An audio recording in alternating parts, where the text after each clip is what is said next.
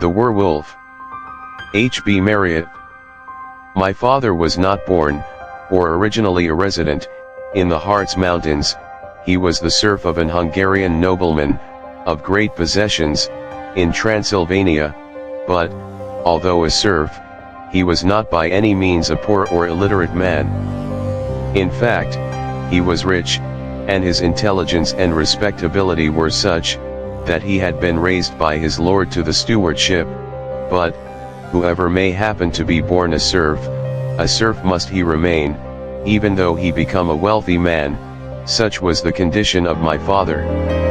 My father had been married for about 5 years, and, by his marriage, had 3 children: my eldest brother Caesar, myself Herman, and a sister named Marcella. Latin is still the language spoken in that country, and that will account for our high-sounding names. My mother was a very beautiful woman, unfortunately more beautiful than virtuous. She was seen and admired by the lord of the soil. My father was sent away upon some mission, and, during his absence, my mother, flattered by the attentions, and won by the assiduities, of this nobleman, yielded to his wishes. It so happened that my father returned very unexpectedly, and discovered the intrigue. The evidence of my mother's shame was positive. He surprised her in the company of her seducer. Carried away by the impetuosity of his feelings, he watched the opportunity of a meeting taking place between them, and murdered both his wife and her seducer. Conscious that, as a serf, not even the provocation which he had received would be allowed as a justification of his conduct, he hastily collected together what money he could lay his hands upon, and, as we were then in the depth of winter, he put his horses to the sleigh, and taking his children with him, he set off in the middle of the night, and was far away before the tragical circumstance had transpired. Aware that he would be pursued, and that he had no chance of escape if he remained in any portion of his native country in which the authorities could lay hold of him, he continued his flight without intermission until he had buried himself in the intricacies and seclusion of the Harz Mountains. Of course, all that I have now told you I learned afterwards. My oldest recollections are knit to a rude, yet comfortable cottage, in which I lived with my father, brother, and sister. It was on the confines of one of those vast forests which cover the northern part of Germany. Around it were a few acres of ground, which, during the summer months, my father cultivated, and which, though they yielded a doubtful harvest, were sufficient for our support. In the winter we remained much indoors, for, as my father followed the chase, we were left alone, and the wolves, during that season, incessantly prowled about. My father had purchased the cottage, and land about it, of one of the rude foresters, who gained their livelihood partly by hunting, and partly by burning charcoal, for the purpose of smelting the ore from the neighboring mines. It was distant about 2 miles from any other habitation. I can call to mind the whole landscape now, the tall pines which rose up on the mountain above us, and the wide expanse of forest beneath, on the topmost boughs and heads of whose trees we looked down from our cottage, as the mountain below us rapidly descended into the distant valley. In summer time the prospect was beautiful, but during the severe winter, a more desolate scene could not well be imagined. I said that, in the winter, my father occupied himself with the chase. Every day he left us, and often would he lock the door, that we might not leave the cottage.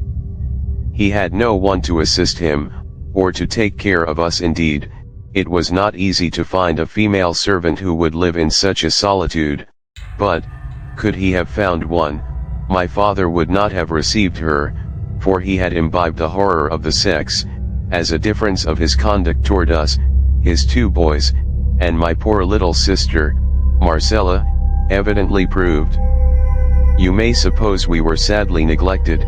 Indeed, we suffered much, for my father, fearful that we might come to some harm, would not allow us fuel, when he left the cottage, and we were obliged, therefore, to creep under the heaps of bears' skins, and there to keep ourselves as warm as we could until he returned in the evening, when a blazing fire was our delight. That my father chose this restless sort of life may appear strange, but the fact was that he could not remain quiet, whether from remorse for having committed murder, or from the misery consequent on his change of situation, or from both combined. He was never happy unless he was in a state of activity. Children, however, when left much to themselves, acquire a thoughtfulness not common to their age. So it was with us, and during the short cold days of winter we would sit silent, longing for the happy hours when the snow would melt, and the leaves burst out, and the birds begin their songs, and when we should again be set at liberty. Such was our peculiar and savage sort of life until my brother Caesar was 9, myself 7, and my sister 5 years old, when the circumstances occurred on which is based the extraordinary narrative which I am about to relate. One evening my father returned home rather later than usual. He had been unsuccessful, and, as the weather was very severe, and many feet of snow were upon the ground, he was not only very cold, but in a very bad humor. He had brought in wood, and we were all three of us gladly assisting each other in blowing on the embers to create the blaze, when he caught poor little Marcella by the arm and threw her aside. The child fell, struck her mouth, and bled very much. My brother ran to raise her up. Accustomed to ill usage, and afraid of my father, she did not dare to cry, but looked up in his face very piteously. My father drew his stool nearer to the hearth, muttered something in abuse of women, and busied himself with the fire, which both my brother and I had deserted when our sister was so unkindly treated. A cheerful blaze was soon the result of his exertions, but we did not, as usual, crowd round it. Marcella, still bleeding, retired to a corner, and my brother and I took our seats beside her, while my father hung over the fire gloomily and alone. Such had been our position for about half an hour, when the howl of a wolf, close under the window of the cottage, fell on our ears. My father started up, and seized his gun. The howl was repeated. He examined the priming, and then hastily left the cottage, shutting the door after him. We all waited anxiously listening, for we thought that if he succeeded in shooting the wolf, he would return in a better humor, and although he was harsh to all of us, and particularly so to our little sister, still we loved our father, and loved to see him cheerful and happy, for what else had we to look up to? And I may here observe, that perhaps there never were three children who were fonder of each other. We did not, like other children, fight and dispute together, and if, by chance, any disagreement did arise between my elder brother and me, little Marcella would run to us, and kissing us both, seal, through her entreaties, the peace between us. Marcella was a lovely, amiable child. I can recall her beautiful features even now. Alas, poor little Marcella! We waited for some time, but the report of the gun did not reach us, and my elder brother then said, "Our father has followed the wolf, and will not be back for some time. Marcella, let us wash the blood from your mouth, and then we will leave this corner, and go to the fire and warm ourselves." We did so, and remained there until near midnight, every minute wondering, as it grew later, why our father did not return. We had no idea that he was in any danger, but we thought that he must have chased the wolf for a very long time. "I will look out and see if father is coming," said my brother Caesar, going to the door. "Take care," said Marcella, "the wolves must be about now, and we cannot kill them, brother." My brother opened the door very cautiously, and but a few inches, he peeped out. "I see nothing," said he, after a time, and once more he joined us at the fire. "We have had no supper," said I, for my father usually cooked the meat as soon as he came home, and during his absence we had nothing but the fragments of the preceding day, and if our father comes home after his hunt, "Caesar," said Marcella, "he will be pleased to have some supper, let us cook it for him and for ourselves." Caesar climbed upon the stool, and reached down some meat, I forget now whether it was venison or bear's meat, but we cut off the usual quantity, and proceeded to dress it, as we used to do under our father's superintendence. We were all busied putting it into the platters before the fire, to await his coming, when we heard the sound of a horn. We listened, there was a noise outside, and a minute afterwards my father entered, ushering in a young female, and a large dark man in a hunter's dress. Perhaps I had better now relate what was only known to me many years afterwards. When my father had left the cottage, he perceived a large white wolf about 30 yards from him. As soon as the animal saw my father, it retreated slowly, growling and snarling. My father followed. The animal did not run, but always kept at some distance, and my father did not like to fire until he was pretty certain that his ball would take effect. Thus they went on for some time, the wolf now leaving my father far behind, and then stopping and snarling defiance at him, and then again, on his approach, setting off at speed. Anxious to shoot the animal, for the white wolf is very rare, my father continued the pursuit for several hours, during which he continually ascended the mountain. You must know that there are peculiar spots on those mountains which are supposed, and, as my story will prove, truly supposed, to be inhabited by the evil influences. They are well known to the huntsmen, who invariably avoid them. Now, one of these spots, an open space in the pine forests above us, had been pointed out to my father as dangerous on that account. But, whether he disbelieved these wild stories, or whether, in his eager pursuit of the chase, he disregarded them, I know not. Certain, however, it is that he was decoyed by the white wolf to this open space, when the animal appeared to slacken her speed. My father approached, came close up to her, raised his gun to his shoulder, and was about to fire, when the wolf suddenly disappeared.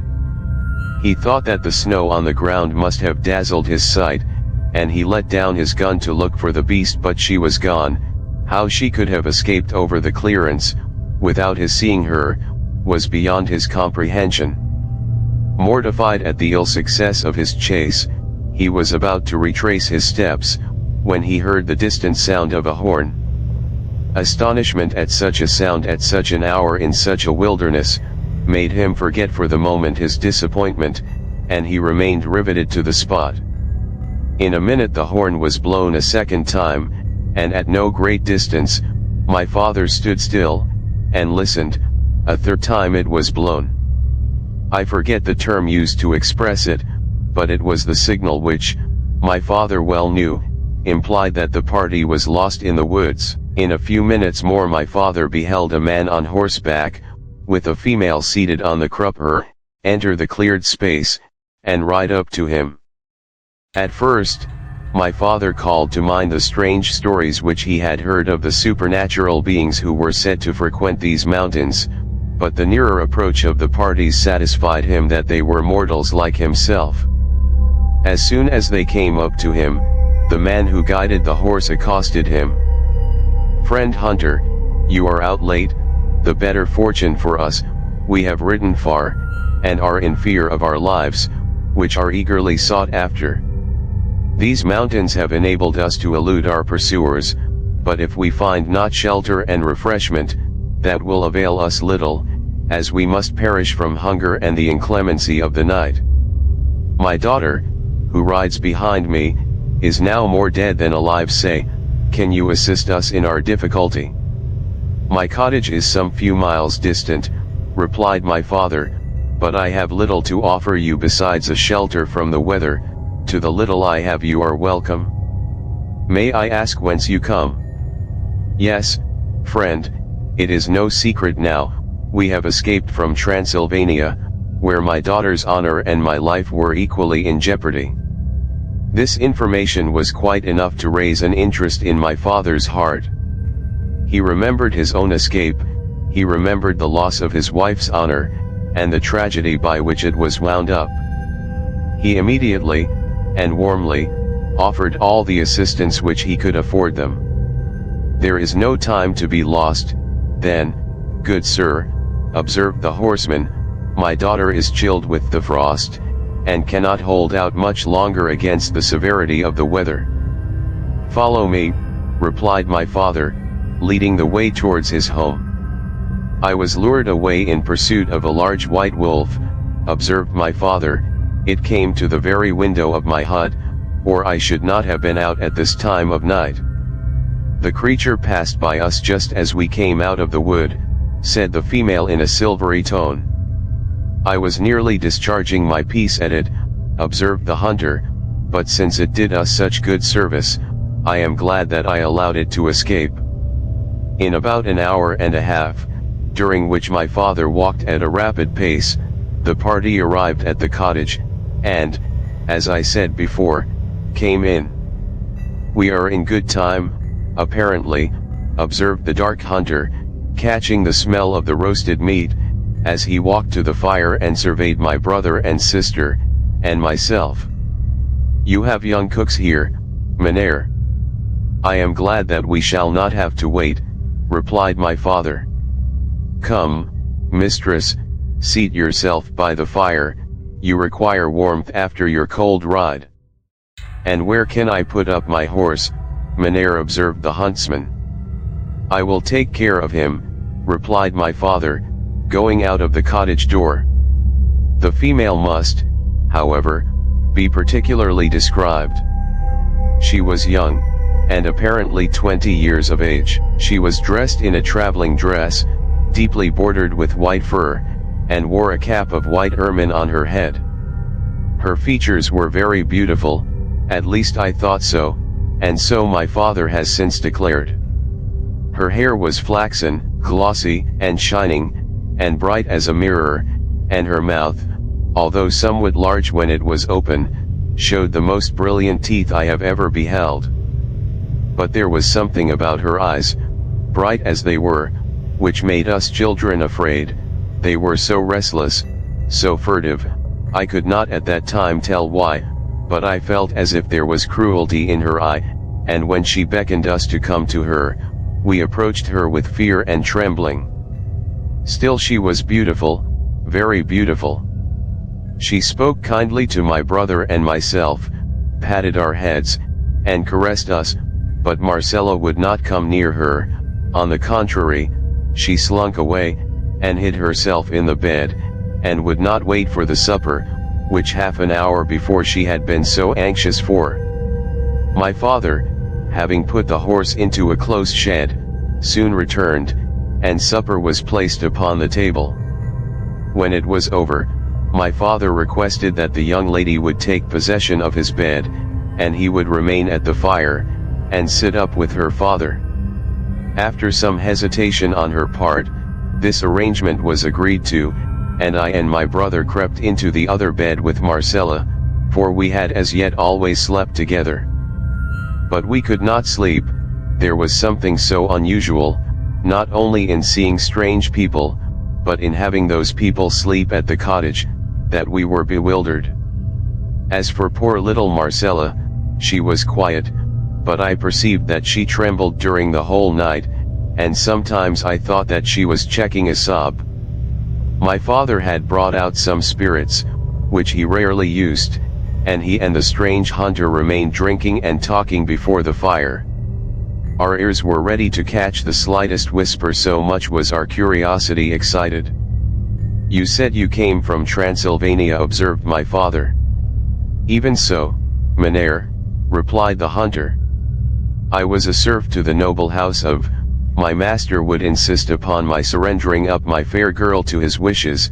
It ended in my giving him a few inches of my hunting knife.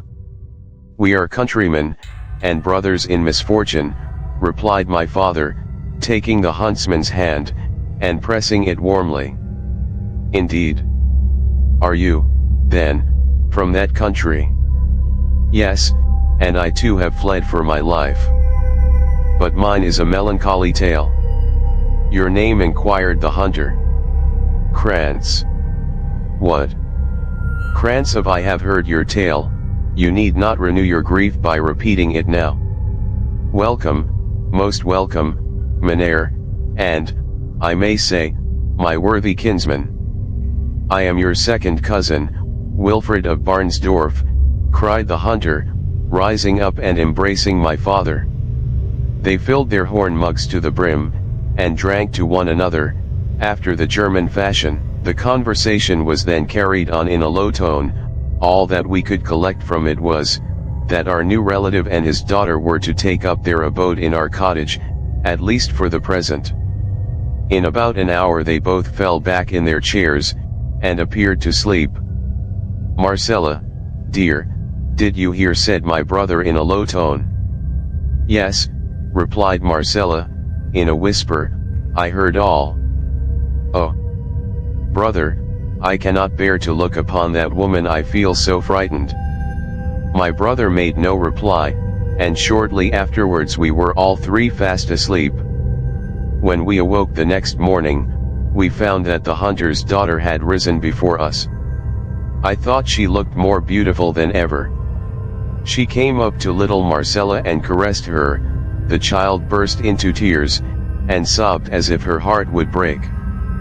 But, not to detain you with too long a story, the huntsman and his daughter were accommodated in the cottage.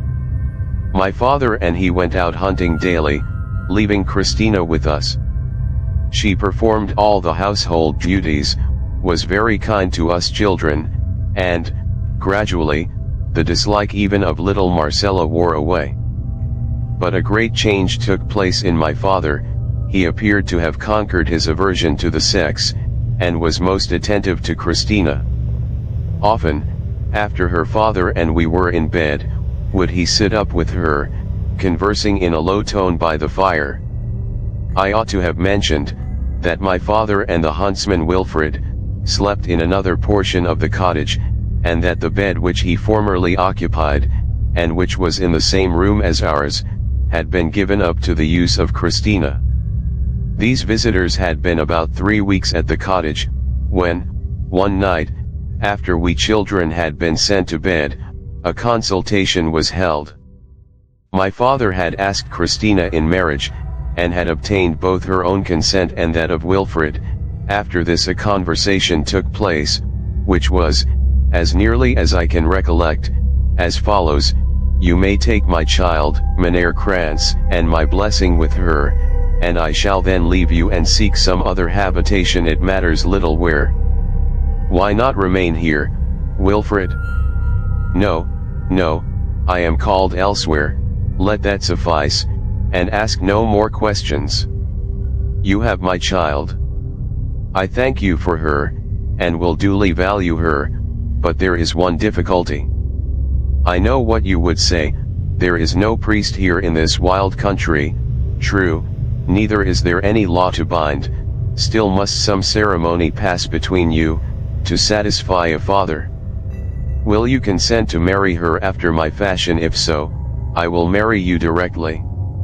I will, replied my father. Then take her by the hand. Now, Mynheer, swear. I swear, repeated my father. By all the spirits of the Harz Mountains. Nay, why not by heaven? Interrupted my father. Because it is not my humor, rejoined Wilfred, if I prefer that oath, less binding perhaps, than another, surely you will not thwart me. Well, be it so then, have your humor. Will you make me swear by that in which I do not believe? Yet many do so, who in outward appearance are Christians, rejoined Wilfred. Say, will you be married, or shall I take my daughter away with me? Proceed, replied my father, impatiently. I swear by all the spirits of the Harz Mountains, by all their power for good or for evil, that I take Christina for my wedded wife, that I will ever protect her, cherish her, and love her, that my hand shall never be raised against her to harm her. My father repeated the words after Wilfred. And if I fail in this, my vow, may all the vengeance of the spirits fall upon me and upon my children, may they perish by the vulture, by the wolf, or other beasts of the forest, may their flesh be torn from their limbs, and their bones blanch in the wilderness, all this I swear." My father hesitated. As he repeated the last words, little Marcella could not restrain herself, and as my father repeated the last sentence, she burst into tears. This sudden interruption appeared to discompose the party, particularly my father. He spoke harshly to the child, who controlled her sobs, burying her face under the bedclothes. Such was the second marriage of my father. The next morning, the hunter Wilfred mounted his horse and rode away. My father resumed his bed, which was in the same room as ours, and things went on much as before the marriage, except that our new mother-in-law did not show any kindness towards us. Indeed, during my father's absence, she would often beat us, particularly little Marcella, and her eyes would flash fire, as she looked eagerly upon the fair and lovely child. One night, my sister awoke me and my brother. "What is the matter?" said Caesar. "She has gone out," whispered Marcella. "Gone out?" "Yes, gone out at the door, in her night clothes," replied the child. "I saw her get out of bed, look at my father to see if he slept, and then she went out at the door." What could induce her to leave her bed, and all undressed to go out, in such bitter wintry weather, with the snow deep on the ground, was to us incomprehensible. We lay awake, and in about an hour we heard the growl of a wolf, close under the window. "There is a wolf," said Caesar, "she will be torn to pieces." "Oh, no!" cried Marcella. In a few minutes afterwards our mother-in-law appeared. She was in her night dress, as Marcella had stated. She let down the latch of the door, so as to make no noise, went to a pail of water, and washed her face and hands, and then slipped into the bed where my father lay. We all three trembled. We hardly knew why, but we resolved to watch the next night.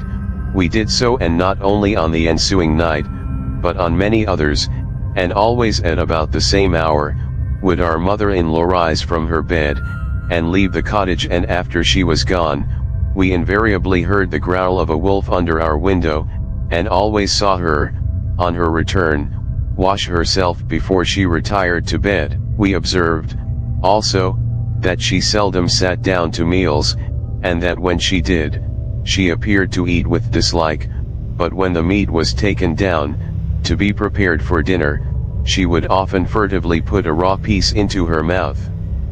My brother Caesar was a courageous boy. He did not like to speak to my father until he knew more. He resolved that he would follow her out, and ascertain what she did. Marcella and I endeavored to dissuade him from this project, but he would not be controlled, and, the very next night he lay down in his clothes, and as soon as our mother-in-law had left the cottage, he jumped up, took down my father's gun, and followed her.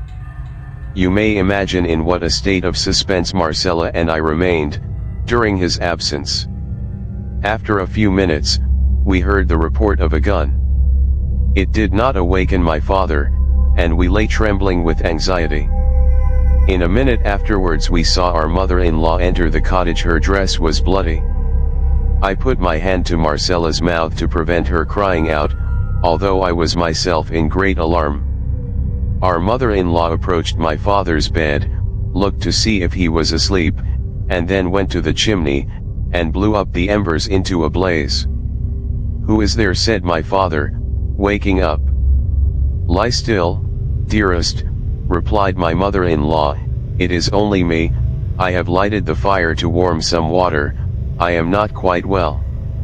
My father turned round and was soon asleep, but we watched our mother-in-law. She changed her linen, and threw the garments she had worn into the fire, and we then perceived that her right leg was bleeding profusely, as if from a gunshot wound. She bandaged it up, and then dressing herself, remained before the fire until the break of day. Poor little Marcella, Her heart beat quick as she pressed me to her side, so indeed did mine. Where was our brother, Caesar? How did my mother-in-law receive the wound unless from his gun? At last my father rose, and then, for the first time I spoke, saying, "Father, where is my brother, Caesar?" "Your brother?" exclaimed he. "Why, where can he be?" Merciful heaven! I thought as I lay very restless last night, observed our mother-in-law, that I heard somebody open the latch of the door, and, dear me, husband, what has become of your gun? My father cast his eyes up above the chimney, and perceived that his gun was missing. For a moment he looked perplexed, then seizing a broad axe, he went out of the cottage without saying another word. He did not remain away from us long. In a few minutes he returned, bearing in his arms the mangled body of my poor brother. He laid it down, and covered up his face. My mother-in-law rose up, and looked at the body, while Marcella and I threw ourselves by its side, wailing and sobbing bitterly. "Go to bed again, children," said she sharply. "Husband," continued she, "your boy must have taken the gun down to shoot a wolf, and the animal has been too powerful for him. Poor boy! He has paid dearly for his rashness." My father made no reply. I wished to speak, to tell all, but Marcella, who perceived my intention, held me by the arm, and looked at me so imploringly, that I desisted. My father, therefore, was left in his error, but Marcella and I, although we could not comprehend it, were conscious that our mother-in-law was in some way connected with my brother's death. That day my father went out and dug a grave, and when he laid the body in the earth, he piled up stones over it, so that the wolves should not be able to dig it up. The shock of this catastrophe was to my poor father very severe. For several days he never went to the chase, although at times he would utter bitter anathemas and vengeance against the wolves. But during this time of mourning on his part, my mother-in-law's nocturnal wanderings continued with the same regularity as before. At last, my father took down his gun, to repair to the forest, but he soon returned, and appeared much annoyed. "Would you believe it, Christina, that the wolves' perdition to the whole race have actually contrived to dig up the body of my poor boy, and now there is nothing left of him but his bones?" "Indeed," replied my mother-in-law. Marcella looked at me, and I saw in her intelligent eye all she would have uttered. "A wolf growls under our window every night, father," said I. Indeed, why did you not tell me? Boy, wake me the next time you hear it." I saw my mother-in-law turn away, her eyes flashed fire, and she gnashed her teeth. My father went out again, and covered up with a larger pile of stones the little remnants of my poor brother which the wolves had spared. Such was the first act of the tragedy. The spring now came on, the snow disappeared, and we were permitted to leave the cottage, but never would I quit, for one moment, my dear little sister, to whom, since the death of my brother, I was more ardently attached than ever. Indeed, I was afraid to leave her alone with my mother-in-law, who appeared to have a particular pleasure in ill-treating the child. My father was now employed upon his little farm, and I was able to render him some assistance. Marcella used to sit by us while we were at work, leaving my mother-in-law alone in the cottage. I ought to observe that, as the spring advanced, so did my mother decrease her nocturnal rambles, and that we never heard the growl of the wolf under the window after I had spoken of it to my father. One day, when my father and I were in the field, Marcella being with us, my mother-in-law came out, saying that she was going into the forest, to collect some herbs my father wanted, and that Marcella must go to the cottage and watch the dinner. Marcella went, and my mother-in-law soon disappeared in the forest, taking a direction quite contrary to that in which the cottage stood, and leaving my father and I, as it were, between her and Marcella. About an hour afterwards we were startled by shrieks from the cottage, evidently the shrieks of little Marcella. "Marcella has burned herself, father," said I, throwing down my spade. My father threw down his, and we both hastened to the cottage. Before we could gain the door, out darted a large white wolf, which fled with the utmost celerity. My father had no weapon. He rushed into the cottage, and there saw poor little Marcella expiring. Her body was dreadfully mangled, and the blood pouring from it had formed a large pool on the cottage floor. My father's first intention had been to seize his gun and pursue, but he was checked by this horrid spectacle. He knelt down by his dying child, and burst into tears. Marcella could just look kindly on us for a few seconds, and then her eyes were closed in death. My father and I were still hanging over my poor sister's body, when my mother-in-law came in.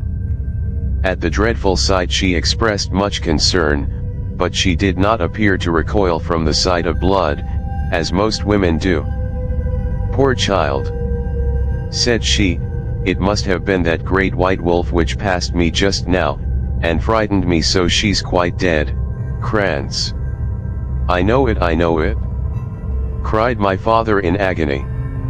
I thought my father would never recover from the effects of this second tragedy.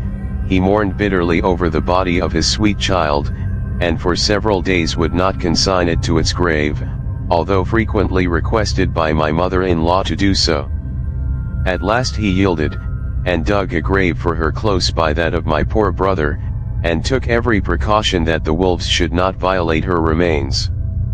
I was now really miserable, as I lay alone in the bed which I had formerly shared with my brother and sister.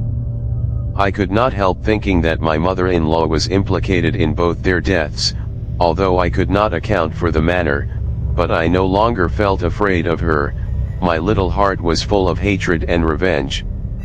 The night after my sister had been buried, as I lay awake, I perceived my mother-in-law get up and go out of the cottage. I waited for some time, then dressed myself, and looked out through the door, which I half opened. The moon shone bright, and I could see the spot where my brother and my sister had been buried, and what was my horror, when I perceived my mother-in-law busily removing the stones from Marcella's grave. She was in her white night dress, and the moon shone full upon her. She was digging with her hands, and throwing away the stones behind her with all the ferocity of a wild beast. It was some time before I could collect my senses and decide what I should do.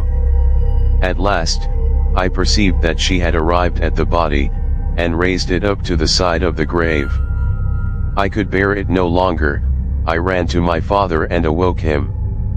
"Father! Father!" cried I, "dress yourself, and get your gun." "What?" cried my father, "the wolves are there, are they?" He jumped out of bed, threw on his clothes, and in his anxiety did not appear to perceive the absence of his wife.